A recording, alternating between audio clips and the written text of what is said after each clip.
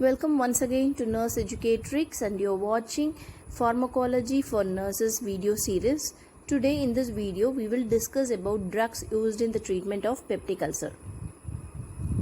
What is peptic ulcer? It is ulcer formed in the intestinal mucosa due to imbalance between acid pepsin secretion and mucosal defense factors. So if there is any imbalance between the acid secretion and the mucosal defense mechanism, the ulcer is formed. It is of three types: gastric ulcer, esophageal ulcers and duodenal ulcers. So if it depends upon the site of the ulcer, it is classified as gastric, esophageal and duodenal ulcer.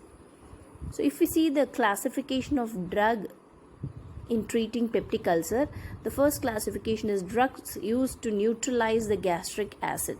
So you all know that gastric acid is hydrochloride. So to neutralize the acid reaction, we usually give carbonates, bicarbonates or carbonates to neutralize the acid. So the classification, under that classification, antacids comes. Drugs used to decreases the gastric acid secretion. Straight away, to decrease the gastric acid secretion, the drugs are classified as H2 receptor antagonist, proton pump inhibitors and muscarinic antagonist. Actually, the gastric lining has lot of receptors like H2 receptors, M receptors, that is muscarinic receptors, and the proton pumps. So all these things are responsible for secretion of gastric acid. So if there are drugs which is given to stop this action of these receptors to reduce the gastric acid secretion. The next group of drug is ulcer protective drug, which will protect the ulcer. It will form a layer on top of the ulcer so that the ulcer won't get injured again or deepen again. But there are very less other drugs which comes under this group of classification, which is given as an alternative. We'll see one by one of these classification. So what are the indications generally for this drugs acting on peptic ulcer or GERD, that is gastroesophageal reflux diseases, hyperacidity cases? We can give this drugs which are used to treat peptic ulcer and of all types like gastric, esophageal and duodenal ulcer, acid reflux diseases, H. pylori infection. Along with the antibiotic combination, we usually give some H2 receptors or proton pump inhibitors. Along with NSAIDs, any NSAIDs given or prescribed for the patient, along with the NSAIDs, we usually prescribe a proton pump or H2 receptor antagonists. So we'll move on to the classifications. The first classification is drugs that neutralize the gastric acid. So the group of drug is antacids. How the mechanism of action is, it neutralizes the gastric acid. So as it is a bicarbonate, that is alkali, it always neutralizes the gastric acid. So gastric acid is an hydrochloric acid. So to neutralize that, we usually give a compound of alkali which counteract with the gastric acid. Raise the pH of the gastric content. The types of antacids are systemic and non-systemic. Systemic antacids absorbed systematically into the blood. So that is sodium bicarbonate. So when you prescribe sodium bicarbonate, you have to be careful because it is absorbed systemically inside the blood. Non-systemic antacids will not be absorbed in the system, that is in the blood. It will act only on the mucosal layer of the GI tract. The examples are aluminum hydroxide, magnesium hydroxide and calcium carbonate. Magnesium hydroxide is otherwise called milk of magnesia and calcium carbonate. So these are all some of the antacids examples for which acts or neutralize the gastric acid. So what is the mechanism of action? We are neutralizing the hydrochloric acid with an alkali. Okay, this alkali can be a systemic or non-systemic, that is which is absorbed in the system, that is in the blood, or it will not be absorbed. So when you give the systemic antacids, you have to be careful because that may change pH in the blood also. So sodium bicarbonate is the example. So it is not much commonly used. Non-systemic antacid is aluminum hydroxide, magnesium hydroxide and calcium carbonate. You all aware of the drugs, like name of the drug like Gelusil, Digen, Alcigel, Gastromax. All these are examples of antacids. So if we see aluminum hydroxide, so you all know that aluminum hydroxide acts as a drug of choice in the GI system as well as in the renal clinic, because it acts, it reduces the phosphate in the body. So you have to watch for hypophosphatemia and fecal impaction. Those are most of the alkali antacids. When you give, the patient may complain of constipation, intestinal obstruction and hypophosphatemia. These are all the side effects or adverse effects of this antacid. So most of the patients may complain of the constipation. The next one is like drugs acting to reduce the gastric acid secretion. In that first group of drugs is H2 receptor antagonist or H2 receptor blockers. So what is the mechanism here? As we have seen that it blocks the H2 receptors which is lining the mucosal, it is lining the GI mucosa, and it prevents the action of histamine. So what is the action of histamine in the gastric lining is it increases the secretion of gastric acid and pepsin. So the H2 receptor antagonist will block the action of histamine, thereby reducing the gastric acid secretion and pepsin activity. So it decreases the gastric acid secretion, so it decreases the gastric irritability and reduce the formation of ulcer. So the examples are ranitidine and cimetidine and famotidine, and these are all the drug of choice. So if we see ranitidine, Zantac or cimetidine, what is the adverse effect here? You have to watch for headache, diarrhea, depression and GI disturbances and rashes. So these are all the side effects you may expect sometimes in patient. So what is the example of H2 receptor antagonist is ranitidine and cimetidine. The next one is proton pump inhibitors. We say it as PPIs. Okay. What is the mechanism of action? The PPIs blocks the H plus K plus ATPase enzyme. So this is called, this H plus K plus ATPase enzyme is a proton pump which is present in the parietal layer and gastric mucosal layer.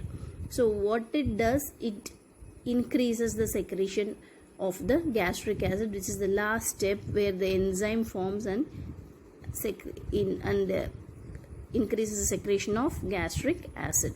So this PPI blocks this enzyme's action, thereby decreasing the gastric juice or gastric acid secretions. The examples, actually you can remember Prazole. All the drugs which ends with Prazole are examples of proton pump inhibitors. Some of the examples are pantoprazole, omeprazole, esomeprazole and ramiprazole.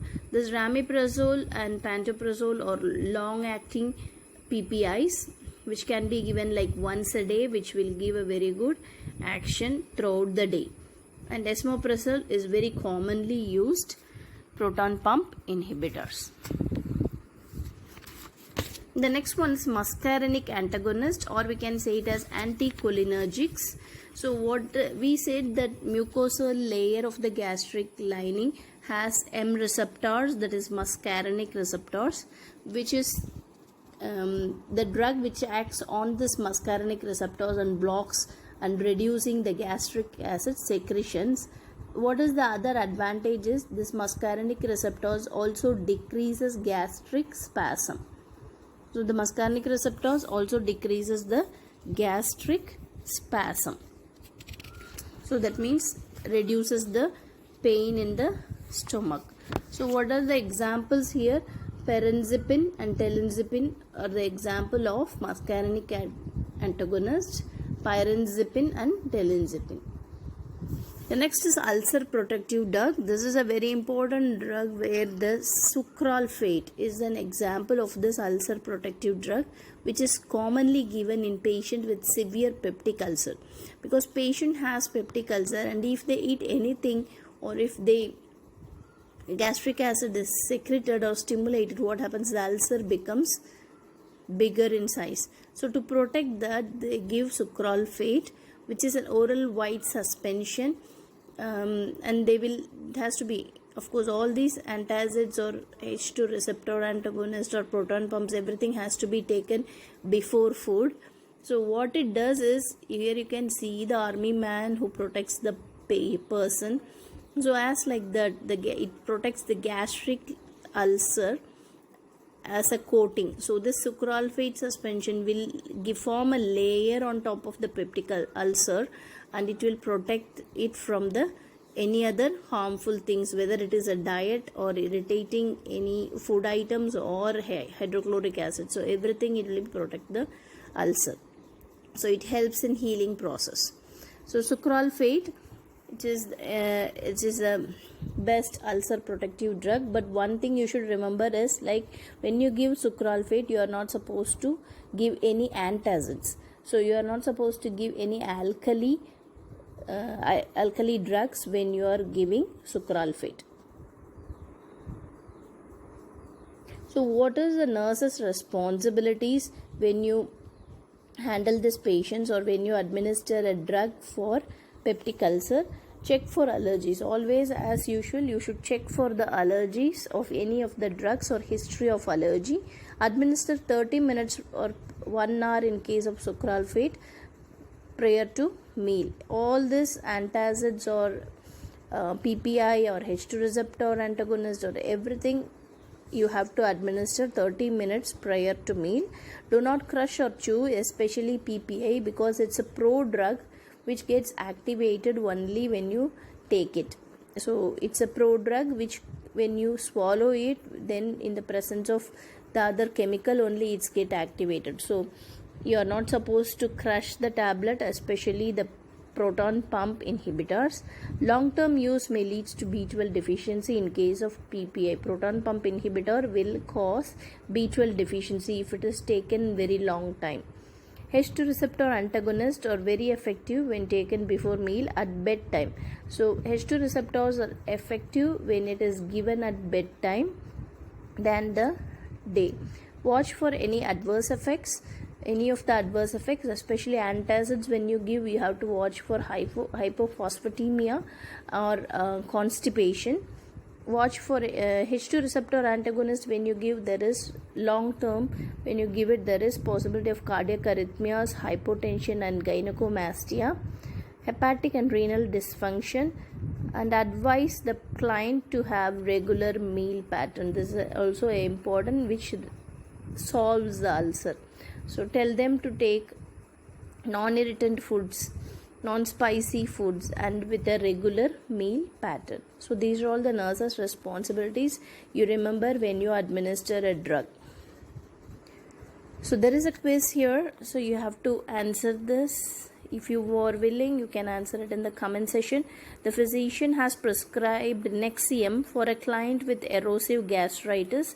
The nurse should administer the medication 30 minutes before meals, 30 minutes after meals, with each meal in a single dose at bedtime. A client to take 1 daily dose of ranitidine at home to treat her peptic ulcer. The nurse knows the client understands proper drug administration of ranitidine when she says that she will take the drug at which of the following times. If it is H2 receptor, it has to be given before meals, with meals, before meals, at bedtime, when pain occurs. There is one important thing regarding the H2 receptor antagonist, withdrawal of ranitidine. Actually, in April 2020, the Food and Drug Administration, that is FDA, has requested that all forms of prescription and over-the-counter medicine of ranitidine be removed from the US markets. This recommendation was made because of unacceptable level of NDMA, which is a probable carcinogen, were found in some ranitidine patients and products. If you are prescribed ranitidine, make sure you talk with your doctor about safe alternative options before stopping the drug. If you are taking OTC ranitidine, stop taking the drug and talk with your healthcare provider for an alternative option. So you can use an alternative option for the safer side. So, and make sure whether is it really necessary that ranitidine has to be given. There are a lot of other drug of choice there.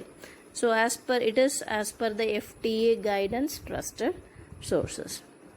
Thank you for watching the video. See you in next video.